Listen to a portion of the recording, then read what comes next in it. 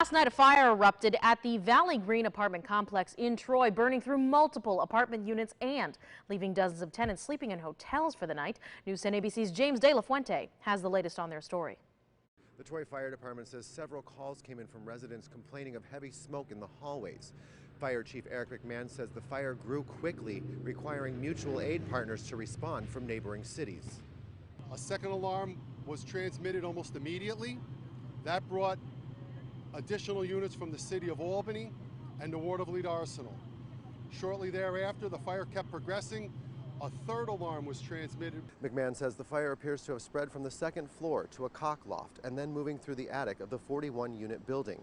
He tells us the building is not a complete loss. The chief also telling us they had to issue a general recall, bringing in all the extra help they could. We instituted a general recall. We haven't instituted a general recall in a long time. The chief tells us one woman had to be rescued from a bottom apartment.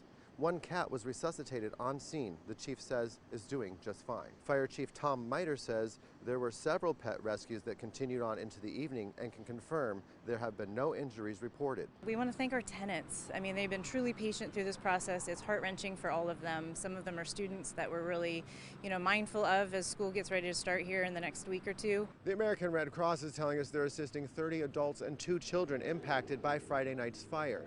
Redbird Management telling us they're thankful to the community, emergency services, and their residents while they navigate through the aftermath of this fire.